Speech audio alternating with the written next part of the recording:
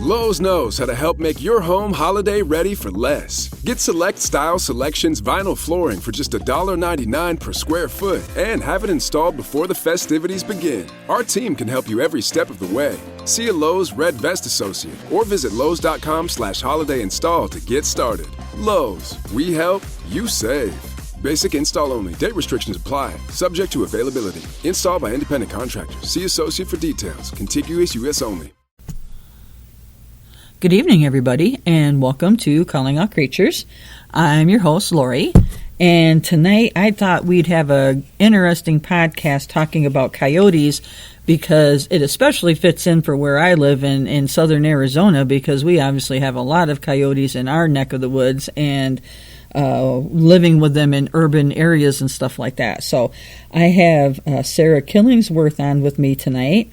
She's the program coordinator for Project Coyote, and she is going to talk with me tonight about coyotes and give us all sorts of information about them and living with them in urban environments and stuff like that. So, Sarah, thank you so much for being on the podcast this evening. I really appreciate it. Oh, my pleasure, Lori. Thank you for having me on. So maybe you could just start a little bit by telling us about Project Coyote and its mission. Sure. So Project Coyote was founded in 2008 by Camilla Fox, who's also our executive director, and the goal is to promote compassionate coexistence with all native carnivores. And coyotes are the flagship species because they have been the subject of so much unethical and unscientific wildlife management in this country. And they face relentless persecution and continue to thrive despite our efforts to eradicate them in many places.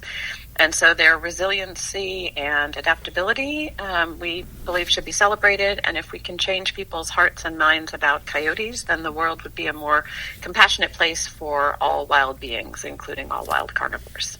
Yeah, I know. They're basically looked at as vermin here in the area where we live and stuff like that. And they do coyote hunts. Or at least they have in the past. I don't know if they still conduct them or not, but yeah, there a lot of that goes on because they aren't real respected in a lot of places. But so, yeah. What inspired the creation of Project Coyote, and what kind of drew you personally to working with coyotes? Yeah, so the creation of Project Coyote was in 2008 by Camilla, as I mentioned, and she founded Project Coyote just after she finished her master's degree. She had worked in other wildlife areas and an organization called Animal Protection Institute. I think it's now called Born Free USA. But she worked there for a long time and then went back and got a master's degree and really wanted to promote compassionate coexistence and particularly science-based advocacy and increasing understanding. And so she had a lifelong love of wildlife, as have I. I joined Project Coyote in 2019 and have been a wildlife educator with them since then. I currently serve on the advisory board, and I'm the program coordinator for the Keeping It Wild Youth Education and Outreach program. So I do classroom presentations as well as other public speaking for Project Coyote. And I have a passion for wild carnivores in general, so bobcats and coyotes and foxes, badgers, even mountain lions, bears, wolves. I love them all. And coyotes have a particular energy about them. They're amazing to watch, and they're such incredibly intelligent creatures and so adaptable, and also they have such strong bonds, the pair bonds between the adults and the packs. And so for me, they're a fascinating species and so underappreciated, in addition to being completely beautiful. Yeah, and it is amazing some of the things that they do. And I mean, just the resilience for them to be able to adapt so well to living with the human populations like they do, Yeah, I mean, it's fascinating to see that despite our attempts to eradicate them for many decades now, in a lot of different places, they've actually thrived and expanded their range, in part because we eradicated so many of the other native carnivores, things like grizzlies and mountain lions and wolves. as the European settlers moved west, were eradicated in many, many places. And that led to an opening. Healthy ecosystems need carnivores and top predators. And so when the top predator in certain ecosystems was eradicated, there was an opening, and coyotes have an amazing adaptability in terms of their ability to live in different ecosystems and different climates, and also to eat a variety of different foods. And they've adapted really well to places from Alaska to Mexico, California to Maine. They're generalists, and so they are able to live in a lot of different places and succeed, whereas other animals who have a much smaller list of desired prey or habitats that they can live in, they can't expand the same way that coyotes have been able to. Mm-hmm. And so, I mean, coyotes then end up they're actually a really important part of a healthy ecosystem to have, because they do help keep the balance of the wildlife populations, like rodents and deer and stuff like that, down, as well as, I'm sure, other things. But people never stop to think about some of these things, and it's like everything plays a part on the planet. And when you have an off balance of a ratio of more here than not here, then you're going to throw things off. So yeah. And that absolutely, yeah. I mean, but they are most definitely an important part of a healthy ecosystem because of the things that they do, and they do scavenge and stuff like that too. Which and they typically they typically prey on weak or sick or older members of a species. When we're talking about larger prey, but their preferred food source is rodents and rabbits. So they're great rodent control, as many of the other native carnivores are. And if they prey on things like deer, it's typically, as I said, it's members of that population that actually, it's better for that prey species for those members to be taken out, because it creates a healthier population for them as well. So it's, any ecosystem, if you adjust one component of it, it impacts every other thing in that ecosystem. And so coyotes keep certain populations in control, not just their prey species, but even other smaller carnivores, things like raccoons and foxes. And sometimes those species are preying on things like ground nesting birds that actually, certain bird populations would do better to have more coyotes or other predators in the area, because it cuts down on some of those smaller predator populations. And then if they're preying on animals that are eating plants, then the plant population actually suffers if there's too many of that prey species, that herbivore species. And so keeping herbivore population size, at a certain point prevents the overconsumption of the plants in the ecosystem as well. So it's all connected. Oh yeah, most definitely. People don't understand that, and they don't understand the chain, that goes around either. Because it was when I was doing animal control, it'd be amazing that I had someone one time bring a cat into me that was, I don't know, it wasn't theirs, but it was in the apartment complex where they lived, and it was out there, and cats hunt birds and rodents, and the cat, I think they didn't want it to eat the birds. And I'm just like, well, you understand how this works, right? So, I mean, it would be a problem if there was, 20 cats out there and they were eating up the entire bird population, but you're talking about one cat. So, there's a big difference there. And that is the chain. Cats prey on birds, and then other things like coyotes and stuff. If they can get a hold of a feral cat or a cat, they will, if it's available, and they have to, they're desperate, I think, more. Or because people have made these things easy prey for them. It's not necessarily, the coyote thinks, oh, hey, I'm going to go hunt that person's cat today. It's just, they've been made easy prey by being outside and things like that. So they now put them in that environment. Yeah, and the truth is, coyotes generally do not prefer to eat or attack domesticated animals. Cats are a very small part of the coyote diet, even in urban areas like Chicago, where they've done studies. It's an exceptionally small percentage. And outdoor cats, there was an article several years back, I think, out of North Carolina about cats being the perfect little killing machines. And so feral cats and outdoor domesticated cats do cause significant damage to bird populations. And so it's better to keep your cat indoors for those populations, or to have a catio, which is pretty common here in California, for people to create outdoor spaces for their cat that are screened in so the cats can't get out and prey on birds. But coyotes are not out looking to eat people's pets. That's one of the common myths about coyotes. In fact, they far prefer to get rodents or other small prey, if that's available. And the conflicts in urban areas generally arise because coyotes are territorial, and they will typically disperse from their parents' pack. If not at the end of the first year, within another year or two, they'll move on to their own territories. And when they look for territories, they're looking for all the things they need to survive. And what they need is pretty much the same as what we need, which is food, water, shelter, and a place to raise their babies. And so what has happened in some places is that people are making food available to them in environments that are otherwise not a great fit for them, and that food being available can be things like unsecured compost piles. It can be fallen fruit from a tree that's left on the ground. It can be people leaving out their cat food or dog food, in the yard. And it's sometimes even, unfortunately, which people should never do, but sometimes people are actually actively feeding coyotes. That seemed to spike during the pandemic, and it has a lot of negative consequences in terms of leading to increased conflict with people.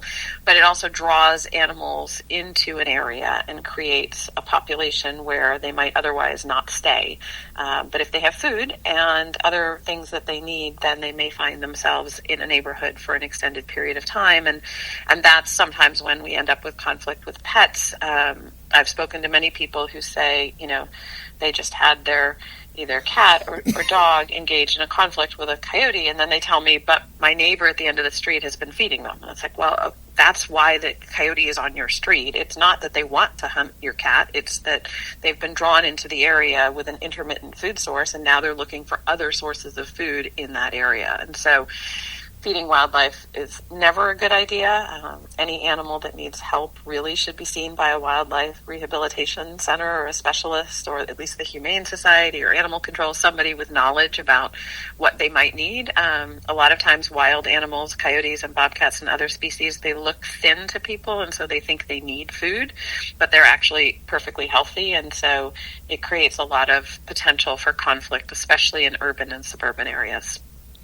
Right. And I'm glad you kind of, touched on the feeding of the wildlife, because we have that happen a lot here in Arizona as well. And people don't realize that, yes, it'll bring in coyotes, bobcats, occasionally mountain lions, so that kind of stuff happens. And I'm kind of glad that you touched on it, because that was a question I was going to ask you. What are some simple things that families with pets can do to peacefully coexist with coyotes? Obviously, one is don't be feeding wildlife that's going to bring in the coyotes or any other wildlife, like the rabbits and stuff that the coyotes actually do hunt, because that's going to bring them in.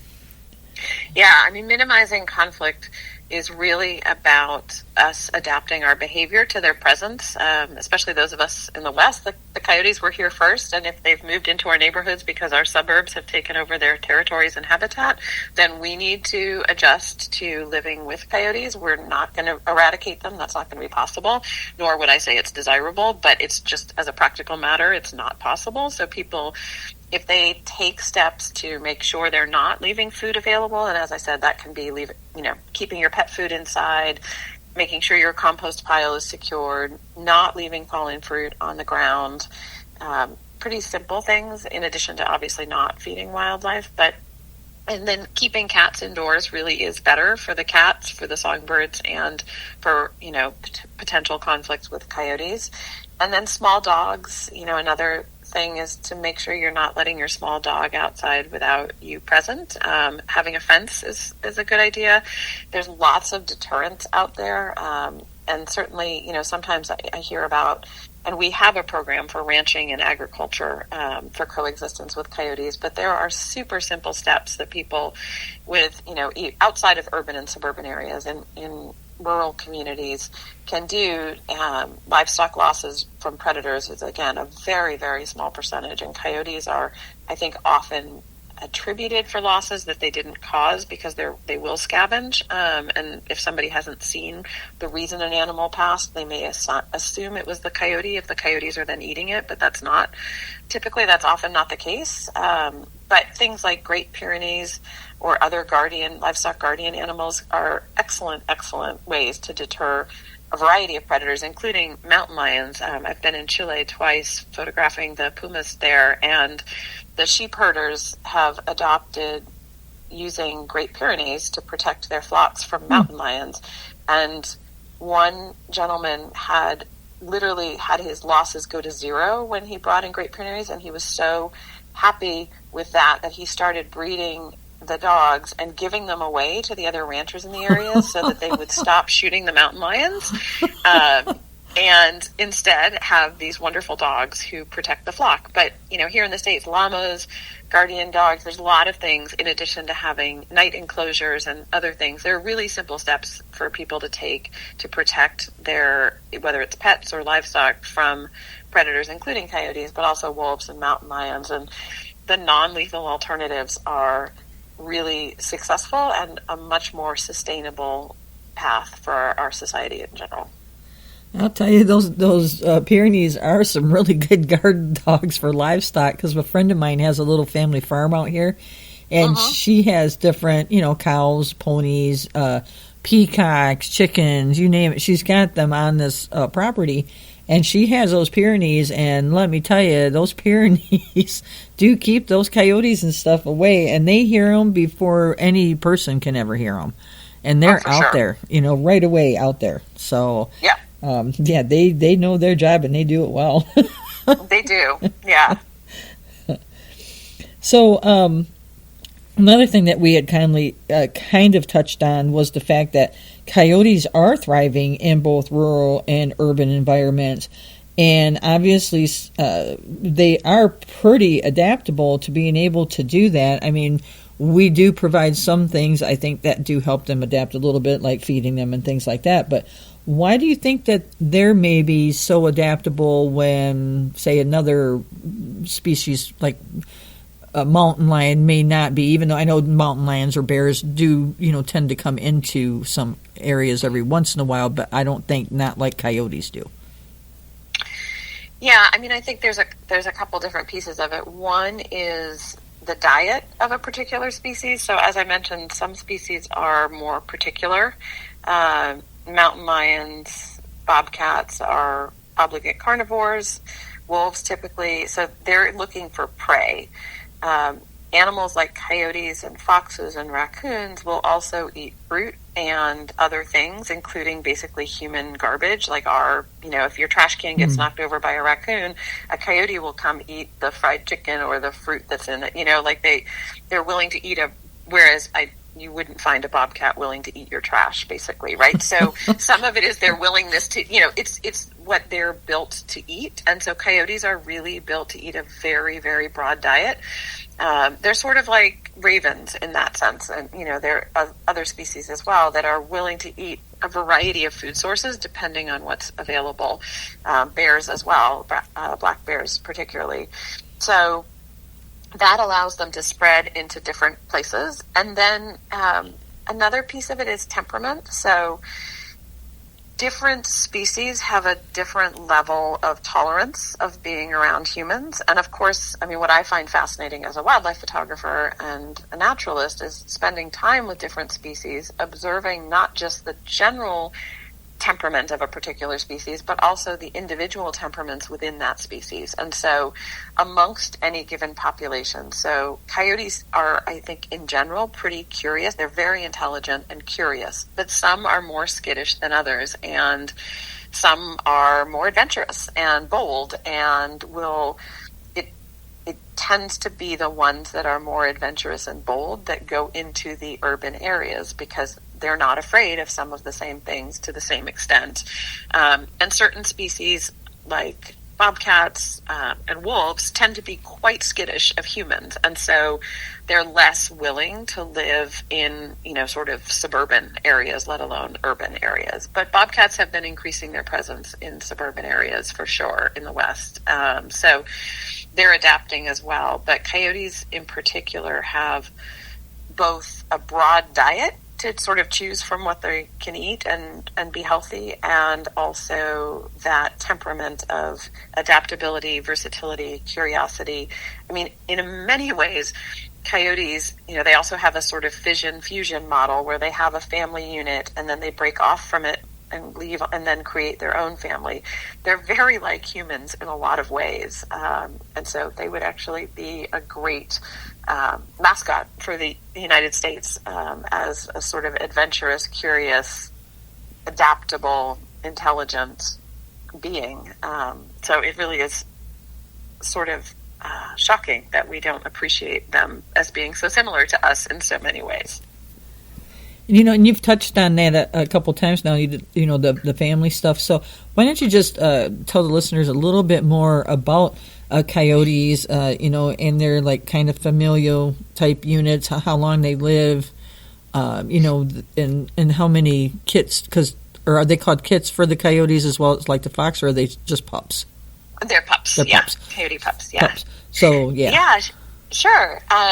So coyotes typically form a lifelong pair bond. So a male and female will stay together generally through their lives. A coyote in the wild generally is not going to live more than 7 years, sort of at the upper end, and it can be shorter. The average lifespan, if you look at averages, is a much lower number because, unfortunately, there's very high pup mortality.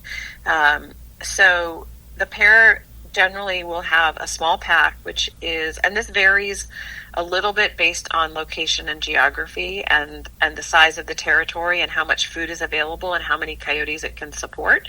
But typically you would have the parents with the current year's offspring, and then they would have maybe one or two from a prior year helping them sort of raise those pups. And at the end of that first year, most of the surviving pups will disperse. And like I said, the mortality rate for pups is very high. It's generally estimated at 50 to 75% of pups do not survive to their first birthday. So if they have a litter, and I would say based on my own personal observations, litters of 5 to 7 is pretty common. They can have larger litters of pups, up 9 or 11, especially if their population is under stress. They sometimes have larger litters to compensate.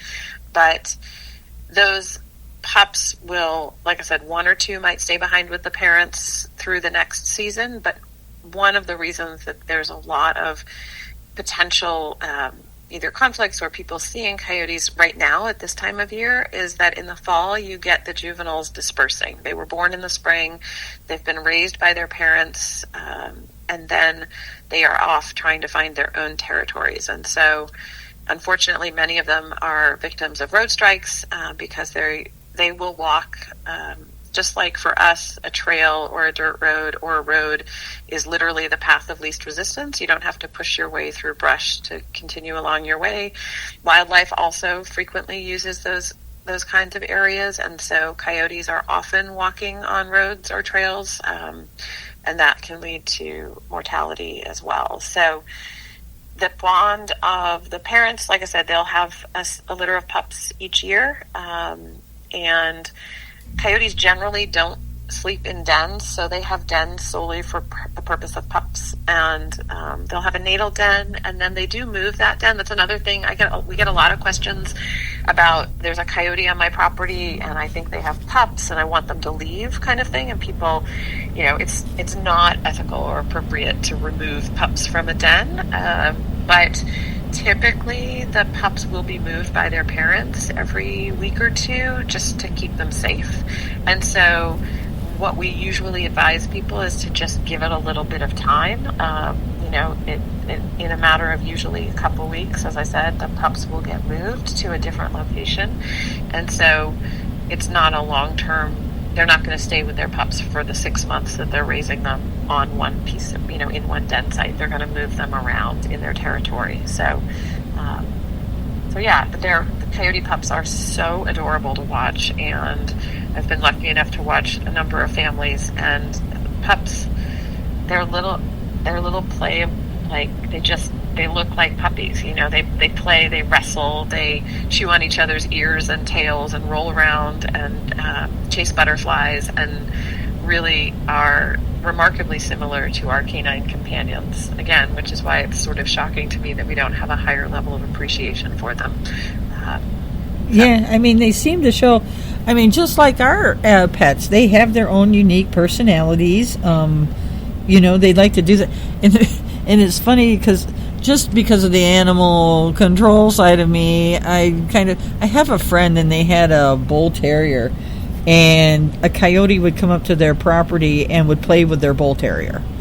And, oh my goodness. Yeah, well, and yeah, okay, it was cute, but I'm thinking, you might, and I'm sure their dog was vaccinated, but still, I'm thinking, I don't know, but it never seemed to go beyond them just playing, and or anything like that. So, and then after a while, I think the coyote just, went on and moved on and everything, because they haven't said anything about the dog playing with the coyote any longer. So, but I was just like, I don't know if that's a good idea. Yeah, it doesn't seem like a great idea just from a disease standpoint or injury standpoint, but that's a pretty unusual set of circumstances, I would say. Yeah, I thought so. It's not the first time I've heard of it, but not like this close to it being a friend or something like that. I've just heard of it, word of mouth. But yeah, right. So and they had like a video of it too a couple times where they're out there playing. It was just like, okay, well, I'm not sure if I'd do that, but that's on you guys. So, but yeah, well, and I think one of the myths about coyotes is that people think that they, target dogs or try and lure their dogs into the bushes to kill them. They have all these ideas that coyotes somehow have this ill intent towards our pets, and they don't. But at the same time, coyotes and dogs are closely enough related that if your dog goes into a coyote's territory, and the coyote, as I said, they're territorial, which means they defend their territory, including against other coyotes. And I've watched them chase off other coyotes. So if your dog gets into a space where they're in a coyote's territory, it could be chased out to make sure they're protecting their territory. But particularly if they have pups, and it's denning season, which is typically February through August. Again, it varies somewhat based on location and climate, but that's when they'll have pups in a den site or nearby, and they'll be very, very protective. And so having any dogs off leash in a pup area or a den area is, inviting the potential for conflict, because those coyotes are going to, just like we would, protect their babies. And if a dog comes sniffing around because it smells the pups or the coyotes and goes running into the bushes, there could be a conflict. The coyotes aren't intentionally luring the dog there, but they will protect their pups if they find an intruder that is, as I said, so similar to them that it feels like a threat. Well, and then of course, with that being said, if the coyote comes out and then runs back, the dog it's kind of that, oh, I'm going to chase it now because it's got my attention, and what is it? And, because now the dog is also curious, kind of like, the coyote, in sometimes. But I'm glad you actually said that, though, about them having the pups and protecting them and stuff, because I was actually going to bring that up, and because you see on the Facebook stuff sometimes, the post where people are like, oh, I was out walking my dog and this coyote ran up and tried to attack my dog and me and blah, blah, blah. And it's like, they don't ever stop to think, how close were you to maybe some of their pups when you walked by? So, or even like you just said, if they were in that coyote's territory and that coyote felt threatened or wanted to defend it, it might run out like that. But yeah. And the truth is, for wildlife, every single day is about survival. And so most animals will not engage in conflict that they think could hurt or kill them, right? They're going to use whatever level of defensive actions they think has the minimum of risk and the most likelihood of avoiding a threat. And so, in a lot of cases, an animal will simply flee, right? Like if they see you or your dog, whether it's a bobcat or a coyote or a mountain lion, they see you coming and they're gone. They don't want anything to do with you, and they certainly don't want conflict because they don't want to be injured. And even within the species, coyotes will bare their teeth and, assume a submissive posture, and one might chase the other, but physical contact is relatively rare and is reserved for circumstances where they think that's what's necessary to protect either themselves or their pups. And I do just want to sort of close the loop on that, which is to say that it's much better for people to have their dogs on leash during pupping season if they're walking in an area that has coyotes, because it is often the off-leash dogs that go trotting off to investigate the smell or see a coyote and then run after it. And I've had so many people tell me, oh, my dog is under voice control. My dog would never run off. And the truth is that they're animals. And when it sees another animal run, they have a chase instinct, just like coyotes do, just like other species do. And so, I think just like as humans, we have executive functioning and then we have fight or flight. And there are moments where our sort of the reptilian part of our brain that says, just protect yourself from a threat, that takes over and you become flooded, right? Your executive functioning is not working the same way, right? And so we have to understand that the same thing is true as it relates to an animal's instincts, right? There are certain instincts that it's instantaneous, right? They're not stopping to think, oh, that coyote might hurt me.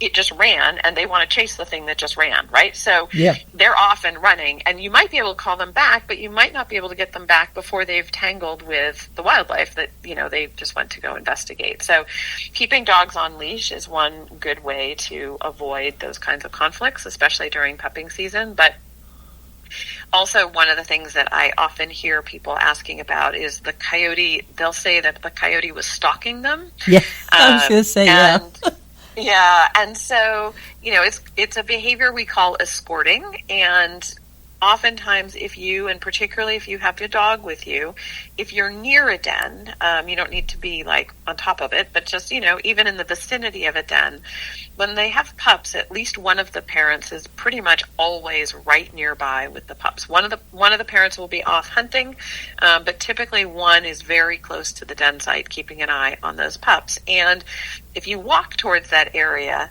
and you get close enough to make the parent nervous, then he or she may come out and basically walk along with you. And they're escorting you to make sure that you're leaving the area and that you're not going to bother the pups. And so I always tell people, don't run, because that'll trigger potentially a chase instinct. So you never want to run from wildlife, period. But, just to walk away. If you have a small dog, it's a good idea to pick them up and, walk away from the coyote. But the coyote is not stalking and planning to pounce on you later. The coyote is doing what we all do, which is protecting its young. And he or she is going to do what they think is necessary to protect their pups. And that is to have a level of vigilance around anyone, particularly dogs that, like I said, are a similar enough species that feel like a threat. But humans are a threat to every other species as well, and so we're seen as potentially dangerous when we have a dog or without a dog. And so if they're escorting you, if a parent is escorting you out of the area, they're going to walk with you till you have cleared where they think you're a threat to the babies. And so the calm walking away is the best thing you can do, especially, like I said, this is during pupping season, that escorting behavior. Sometimes people also find coyotes approaching them at closer range than is comfortable, and that typically is animals who've been fed in the past. They lose what should be a natural level of fear of humans because, as I said, we are the most dangerous species on the planet with no question. So for coyotes and many other animals. So they shouldn't walk towards you. But if they do, we encourage people to haze them and make yourself big and loud and try and scare them basically away. Teach them that humans are not something to approach. That won't work if they're protecting a den, so we never suggest hazing near a den site. But otherwise, if you're out on a hike and, a coyote comes towards you on a trail, clapping your hands. Some people carry like gravel in a little like an empty soda can that they've taped shut. You can shake, it's really loud, or an air horn, but something to make a loud noise and make yourself big. And as I said, most coyotes are going to run when they see you from the get-go. They're not going to stick around for you to take a can out of your pocket and make yourself loud, and they're not going to approach you. But if one does, hazing is a good option. And if it's pupping season and they don't move and they don't go away, then you just need to walk out of the area, because it means you've approached a den site, and they're going to protect their pups. So They won't leave. And excuse me, just want to throw a couple things in. So if you have a retractable leash, please, people, keep it retracted in. Don't be letting your dog go out 10 feet away from you on a retractable leash. I hate those things anyway. They break so easily, you know, especially if you have it on, I mean, if it's on a Chihuahua, that's one thing. But if you have it on, say, a little bit bigger dog, you know, or even one that's some of those terriers and the Jack Russells and stuff, they're strong little dogs. And, for sure. I mean, they could break one of those retractable leashes if you really want to know the truth. So, honest to God, please, if you can do away with the retractable leash, get a regular leash. But please, if you do use a retractable, make sure you keep it up and locked and next to you if you're walking in that area. Because, you know, your dog's, you know, running out at the end of that retractable leash, it's just like it's off leash. So, you know, keep it with you. The other, I just wanted to also say, you know, great advice for, you know, if with the coyote and hazing it to try to get it to run away, and if it doesn't, but also keep in mind, sometimes if you think you're encountering, you should probably also know the signs. I don't know if I want to say this badly, but you should know the signs of if an animal might possibly be sick as well. With either distemper or rabies. Distemper, obviously, they're a lot sicker and of different things. But you should also, especially if you're someone that goes out and hikes in areas where there is wildlife, where there could be rabies and stuff at. And it's not just like with coyotes. You got foxes, you got skunks, you got bats. But just be aware of the signs of that disease as well, the two different forms of it, just in case, you know, something were to happen where if you tried to haze or if the animal was acting oddly, that you'd be able to recognize the difference. And, because you probably don't want to be around there if you do have a sick animal. But and you know, typically animals like raccoons, skunks, and bats are more typically rabies vectors. Yes, but yes, it's possible. And again, this is the kind of thing that probably varies, you know, by state or even locality in terms of what is a potential rabies vector. Yep, exactly. But yeah, always good to know the signs of illness in wildlife, and again, to move away from an animal that's behaving oddly and call an appropriate, you know, resource, whether it's a humane society or animal control or a local wildlife rehab. I mean, every area has its set of resources for that. But exactly, there are people who are trained to assess such things. And if there's just get a hold of the proper authorities. Exactly. Yeah, so I just wanted to put that up there. Or and just to throw this out there, if you do happen to see a coyote out there running around with an Acme stick of dynamite, you might want to get some help for that, because Wiley just might be after the Roadrunner. You just never know. So, just saying. Oh, that's funny. Yeah, I just saw something on Facebook. It was too funny about that stuff. So... We on dogs, obviously, certain dog breeds get misunderstood, like, you know, Rottweilers, Dobies, Pit Bulls have all been misunderstood at different times. Do you think that the coyotes kind of get misunderstood in that same way?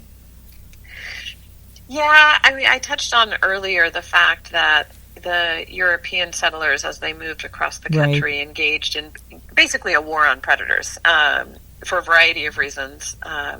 Misguided ones, but you know, they were killing and had bounties on whether it's bobcats, wolves, mountain lions, bears, you name the species. And coyotes were part of that. And then even to this day, as you've touched on, there are, you know, coyote hunts. Coyotes are unprotected in many states in terms of no limits and seasons and anything like that in terms of hunting.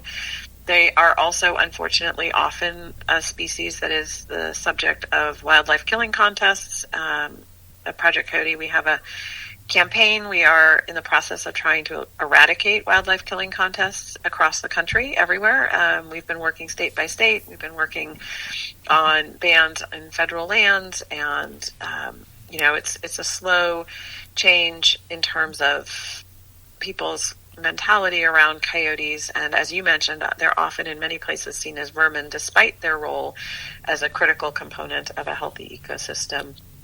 And so, I think one of the things that has led to misunderstanding coyotes or a bias against them is that they have defied our attempts to control them and eradicate them. And they, despite the fact that we kill 500,000 coyotes a year in this country between hunts and wildlife killing contests and USDA Wildlife Services, there are still 2.5 million coyotes, and they have thrived despite our attempts to eradicate them, which I think should earn our respect. But I do think they're misunderstood, and that misunderstanding, I think some of it is that historical narrative that predators are bad or evil. I mean, it goes back to Little Red Riding Hood and the Big Bad Wolf, right? I mean, they're amazing animals, but they are portrayed negatively and have been now for practically centuries, really, at least in certain cultures, including the current dominant culture in North America. So it's a really unfortunate thing, but part of our mission at Project Coyotes is to educate and to encourage people to understand coyotes and other carnivores and to love them and appreciate all the things they bring to a healthy ecosystem. And I do think a lot of it is based on fear and our inability to control them. And and I was going to ask you about that, but you kind of you touched on because they do evoke these strong emotions. So you've touched on kind of the fear aspect and why that's such a strong emotion with people, but then you kind of do have that flip side with people, especially say people like yourself with Project Coyote, where you also have the admiration for them. So obviously they're also sparking a pretty strong emotion on that flip side as well with you guys out there trying to advocate for them. So why do you think that coyotes are able to spark such a strong emotion in people? I think some people naturally are drawn to rooting for the underdog. Literally in this case, they are so maligned and misunderstood, and yet if you spend any time with them at all, you see how beautiful they are, how intelligent they are, how playful they can be, and can develop a level of respect and admiration and affection for them. And so I think more and more people are appreciating all of their positive attributes, but you do have to get past the fear. And I think it's a generational thing. And so hopefully with each generation, we have more people who appreciate and understand them and are no longer participating in sort of this narrative that coyotes and other predators or carnivores are bad or should be controlled or eradicated, because the ecosystem, if it's allowed to be in balance, is in balance. And this is an issue not just for coyotes, but other species as well, including wolves. And, in Canada, there's been, unfortunately, culling of wolves, and it's in part to protect an elk species. But the science shows that the reason the elk are struggling is because of loss of habitat. So killing wolves isn't going to increase the elk numbers if the elk don't have adequate habitat to live in, because species size is largely determined by the availability of food. And if you don't have enough food, the population won't grow even if you eradicate all of their predators, right? Because they don't have enough food to support a larger population. So that's one of our missions, is to have science-based advocacy, right? To look at what really is happening in the ecosystems and not have it be based on fear or myth, but what the studies show is the cause and effect of what's happening in various places in the continent. Right. And and that's the thing is, research has been done on different species that they've tried to take out of certain areas. I mean, look at the wolves over in the Yellowstone area and stuff like that. When they found out that other species in the ecosystem were suffering because the wolves weren't there. So, they reintroduced them, and now they're finding that these species are thriving again, or starting to thrive again, because the wolves were reintroduced over there. And we just had some issues here in my own county. Is it the Mexican gray wolf that they've been reintroducing? And here in I in the county I live in, I think I don't know if they introduced a couple here or what, but man, I'm telling people went off the chain that those were being introduced here. We have a lot of cattle ranchers, and they were freaking out, and so they literally fought and got them removed from here. If I'm thinking I've read the story correctly. So that's really too bad, because again, even including wolves and mountain lions, the livestock losses from carnivores is very low. The studies have shown nationwide it's like fewer than 5% of livestock losses from all carnivores. Most livestock losses are from weather or disease. And like I said earlier, there's so many non-lethal methods to prevent conflict for livestock. So guardian animals, there's fencing, there's fox lights, flashing lights that you can put on. There's a lot of different ways to deter predators from coming near any sort of livestock. And it's really our ranchers so out here have their livestock up in here the mountain lions, I think, get more of the livestock than I think maybe the wolves would have. But the ranchers during the springtime have their livestock up in the foothills of the mountains. So they're up in the mountain lion territory. So that's, I can kind of understand why, mountain lions will get. And it's not, I don't think I've heard of a whole lot of losses. It's not a lot, but it does happen. But then again, even if they weren't up there in those foothills, they would still, like you said, be experiencing losses from all those other things that they mainly get the losses from. But I don't know. I was kind of like, I thought it would be kind of cool to have the wolves here, but amazing. A lot of other people didn't, so I think they won out, and they're pretty sure that they won and that they've been removed from here. So I'm sorry to hear that. Yeah, well, maybe one day. Yeah. And you kind of spoke about that you guys are helping to kind of work on policy and some of the advocacy that you've been doing for more humane management instead of lethal control. And like you just mentioned quite a few different methods to humanely help control losing things like your livestock and things like that. Beyond the guardian dogs, the fox lights and all that other stuff. Yeah, there's so many tools available now that there really isn't a need for lethal controls, and our ongoing efforts are in a variety of areas to protect wild carnivores. So it's legislative changes, it's grassroots mobilization, because in a lot of communities it just takes one rancher to say, I don't want to kill the wolves, or I don't want to, have them removed from our area. How do I coexist? And if one member of the community gets Great Pyrenees, to go with the herd, or tries the fox lights along their perimeter, that kind of grassroots, and then starts talking to their neighbors and the other members of their community. That's often what it takes to change a community in terms of from lethal to non-lethal control. It's about education. It's somebody having had the experience, and because change can be hard for people, and so it's really beneficial to have these kind of grassroots local community efforts. And so it is part of why we have state representatives in a number of states, why, those of us who do public speaking, we do it in person, but we also do it on Zoom, so that we can provide information to communities who are interested all across the country, even if we don't have a representative in their local area, so that we can talk about these strategies and encourage people to use non-lethal methods, because they're very successful.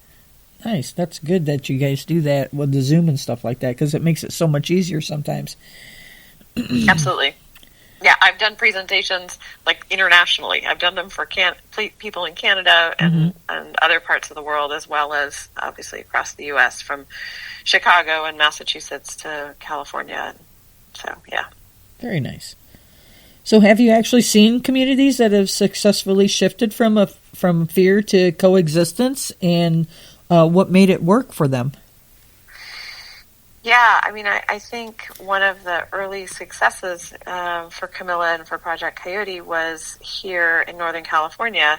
Marin County eliminated their contract with USDA Wildlife Services, which does provide lethal removal of animals for ranching and agricultural interests, and we were able to have a community adopt non-lethal ways to prevent conflict and to coexist. And so I think, again, it starts with having one person in a community sort of question that status quo or that assumption that, oh, there's a mountain lion in the area, we should go kill it, or coyotes don't have any value and they're vermin, so we'll just shoot them. And once one or two people and they start talking to other people, and you have information available, you have a local success story.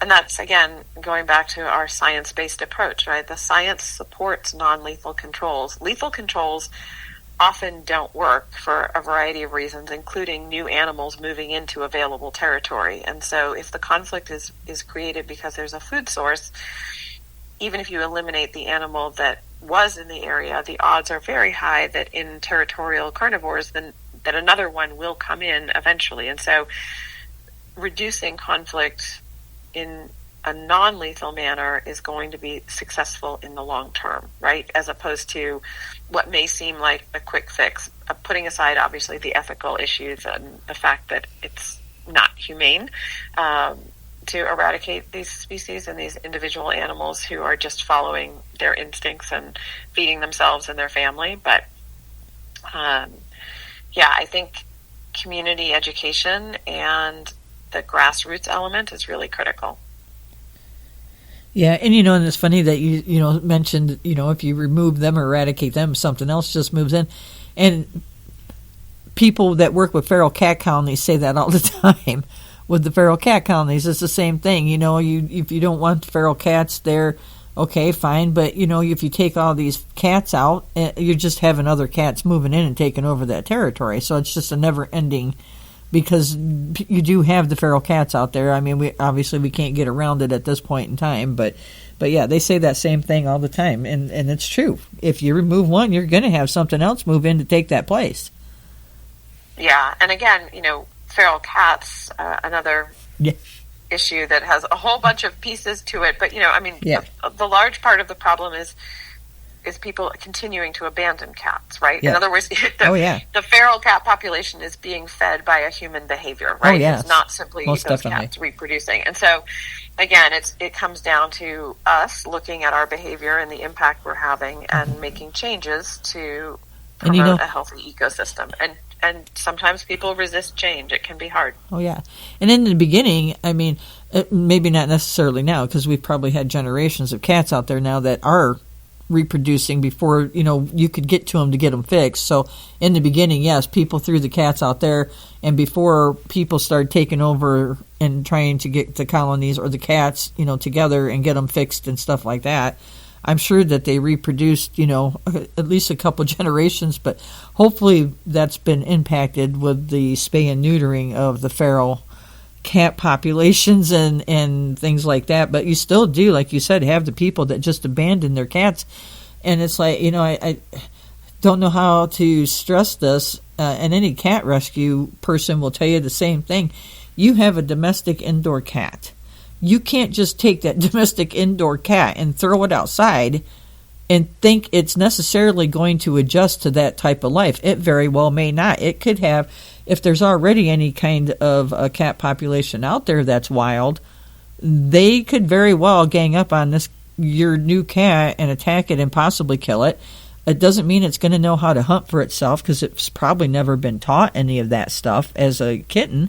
So, you literally are subjecting your indoor domesticated cat to a life of horrible existence or no life. It just really depends. Plus, they're not going to know the dangers, of the coyotes and well, I'm not saying the coyotes will, but the owls and the hawks are another huge danger out there, and even, just living outside with streets and things like that in cars. They don't know about any of that stuff. So, and then it really irritates me is when someone has declawed their cat, even if it's just the front, and they just throw them outside too. It's like, what is wrong with you? You can't do that. So yeah, I mean, as a general matter, I would say that feral cats are a huge problem for ecosystems. Abandoning your pet, whatever the species, frankly, I mean, there's a lot of different species in a lot of different parts of the country that people, whether we're talking about turtles or snakes or other things, but if you have a pet that you no longer want, you should never simply take it someplace outdoors and dump it, right? Like that has a negative consequence to the ecosystem. Yes. It's potentially a very unpleasant experience for your pet as well, but you should always try and take it to a humane society or, find another home for it. But unleashing it into the wild is an unkind thing to that particular animal as well as to the ecosystem as a whole. And most definitely. So, best option is just take them to a shelter. I mean, and I know the shelters are full and everything right now. So literally, if you can rehome your pet if you need to for whatever reason, try to do that, but then also keep in mind that with everybody full, if you need to relinquish your pet, it may take a little bit of time for the shelter to get space, because I know the situation when you're full and you have someone demanding because they've got to move like today and they can't take their pet with them. You have to make room as a public shelter for that pet to come in. So now you have to make the choice of what animal's now going to be put down to make space. So, if you guys can, if you'd had just a little bit more time, you might have been able to find a rescue group possibly that could take that animal or make other arrangements, get a foster. But, so also keep that in mind, guys. I'm trying not to get off the coyote thing too much, but keep that in mind when you're doing that as well. But anyway, so let's go back to our coyotes, since that's our podcast tonight. Our PSAs are done. So it is all related, though. It is all related. Yes, it is all related, because whether it's a cat, a dog, or like you said, turtle, snake, bird, it does. It affects the ecosystem when you put them out there. It's a definite effect on stuff. If they survive, especially, because a lot of them, I honestly don't think that they even survive out there on their own. So, I mean, they just don't know how to do it after, living inside and being domesticated like they are. So, anyway. Okay, so I'm sure that you, like me, I have heard a coyote howl, but for someone who's maybe never heard that, how would you describe that experience? Oh, it's hard to describe. It's, coyotes are called song dogs because they have such an incredible range of vocalizations and barks and yips and howls. It's such for me, just a magical sound. I think it's a perfect soundtrack to a beautiful sunset or sunrise.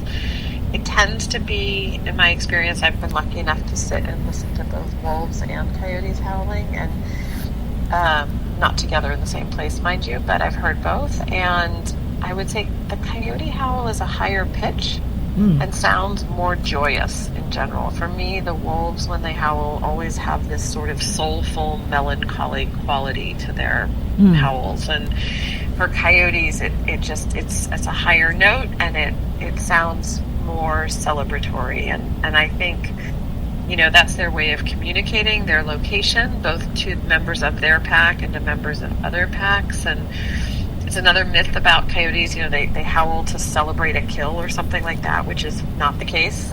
Typically, they're howling to alert other coyotes to their location. And also, a lot of times at the end of the day, what you hear is parents howling and their young responding. And then, because they may have been in different parts of the territory during the day, the howl is where they will then all come together. And so, one or two will start howling and others will call back from a different place. And then they'll run towards the ones that started the howl and then all howl together. And it's such a beautiful family moment. Yeah, I know it's pretty. We hear them out here because I'm in a small rural community, and they come in here at night and stuff, and you can hear them out there yipping and howling and stuff like that while they're in the town and stuff. So, oh, sweet. Yeah. So, if coyotes could send humans one message, what do you think it would be?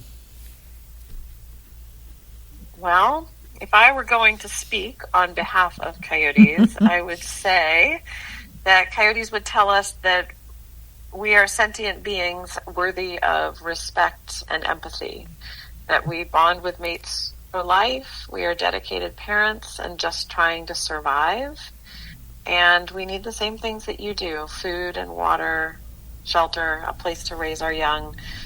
If you don't want us in the neighborhood, then don't provide these things for us and stop the destruction of our habitat and leave us space, because right now we have fewer and fewer places to go. Mm-hmm.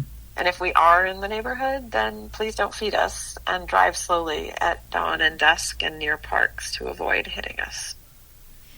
Yeah, it's funny, people, because I live about an hour away from Tucson, and different people that I've known that have come and visited and stuff, if they go into town, say, "Oh my gosh, we seen a coyote in Tucson running through." I'm like, "Yeah."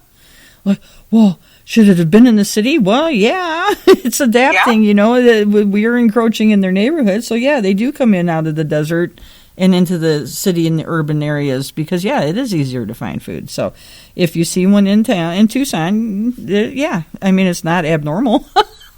No. So I know they're just amazed. They're like, "Oh my gosh!" Same with javelina.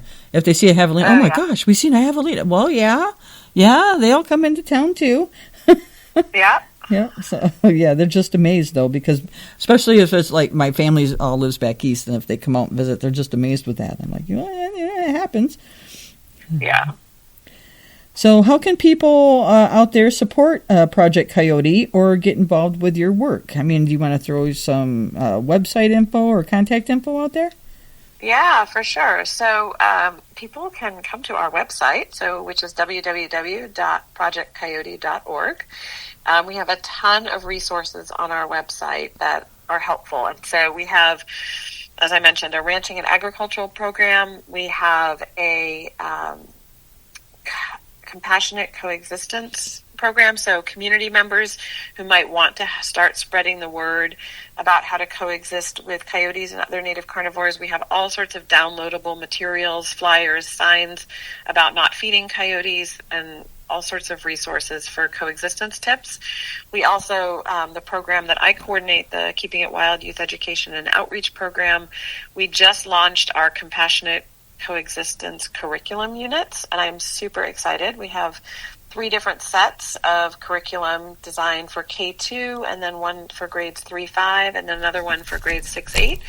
And there's about 5 lessons within each of those units for those grade levels that are really an incredible resource in humane education for teachers, and they're free. They can download them on our website again. So that's another way that people can find more information and help spread the compassionate coexistence mission around their own communities. And then people can reach out to us. info@projectcoyote.org is the general email box. My email is skillingsworth@projectcoyote.org. And if people are interested in classroom presentations or community presentations about coexistence with coyotes or other native carnivores, they can email us and we can start a dialogue about doing something, whether in person or over Zoom. Very nice, very nice. Well, we're getting here to the end of the podcast. So to close it out, what's one thing you hope listeners will take away from this conversation about coyotes? I think it would be that I would hope that everyone listening has an increased understanding of coyotes and an increased appreciation for coyotes and other wildlife and their role in ecosystems. And I would hope that people take away the fact that if you have the opportunity to observe wildlife, whether it's a coyote or another species, that having a glimpse into these wild lives is a gift, and that we can minimize the potential for conflict by maintaining good boundaries and our own conduct in our neighborhoods, and that we can coexist with compassion and peacefully and enjoy these beautiful wild neighbors. That's awesome message for ending out the program, and hopefully more people will start to get a better understanding of coyotes and how to live and coexist with them more peacefully, and not trying to eradicate them as much. And and then the other thing is you also got to understand, again, you can't eradicate any of the higher predators that are the coyote might be prey for as well, because again, like Sarah said, it's all a chain and it's all the ecosystem, and they help to keep the populations down for each individual species. That's why we have predators and prey and things like that to do those kinds of things. So it's all connected. Yep, exactly. So well, Sarah, I appreciate you being on the podcast this evening, and I will also put your website up on my Facebook page for the podcast, so if people happen to be there, they can go to your website if they want more information as well. And I appreciate you coming on and dispelling some of the myths and getting some more information out there for us on coyotes. And I'm just going to go ahead and announce my next couple podcasts I have coming up. You are welcome to stay on while I do that if you'd like, and you are also welcome to jump off to go finish up anything you may need to do. So, all right. Well, thank you very much for inviting me to come have a conversation about coyotes. It's been a pleasure, and have a great evening. All right. Thanks, Sarah. You too. And again, thanks for being on. I appreciate it. My pleasure. All right. Bye now. All right, everybody. So Sarah's jumped off the phone there. So let me just go ahead and tell you guys my upcoming podcast. And again, thank you to Sarah for being on this evening. It was awesome talking with her about the coyotes and learning more about them. It was a lot of fun talking with her and hearing some of the things. And yes, if you ever get to hear a coyote howl, I totally agree with what she said between the coyote and the wolf howling as well. That's they do have that little bit of that different sound. So anyway, with that being said, my next upcoming podcast is going to be on October 2nd, and I'm going to have Liz Clifton up with me. She is a calm, meditative mentor, and she uses her techniques for not only people to help find calm within them, but also for animals. And that's awesome because, a lot of people don't understand that we tend to telegraph our emotions and things like that to our animals and how we're feeling. So, if we can help ourselves be calmer, we can help our dogs be calmer. And Liz is going to be on the show to help, not help, but talk about some of the different techniques and things that she does, and maybe give us some tips on how we can help to find more calm for us. So that's going to be on October 2nd, the Animal Connection, Finding Calm Together with Liz. And then after that, I am going to have Dr. Philip Urso on. We're going to have some bison dialogues, guys. We're going to be talking all about bison with Philip. He's going to come on and give us all sorts of information about bison and, some facts about them and how they live and a bunch of other information, and talk just a little bit about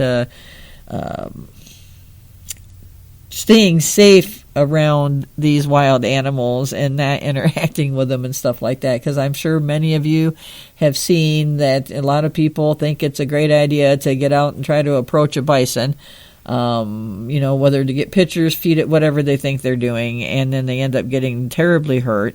So we're going to touch on that just a little bit as well. But anyway, I'm excited to have him come on the program, so that'll be on October 16th. So hopefully you guys will be able to come on back and listen to the next couple of podcasts that I have coming up in October. I'm looking forward to talking with both of those guys. And with that, we've gone just a little bit over tonight. I want to say thank you to you guys for sticking on here until we finished up.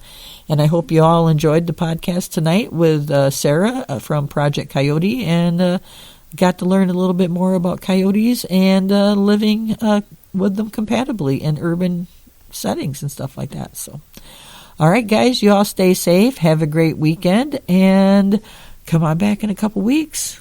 Bye now.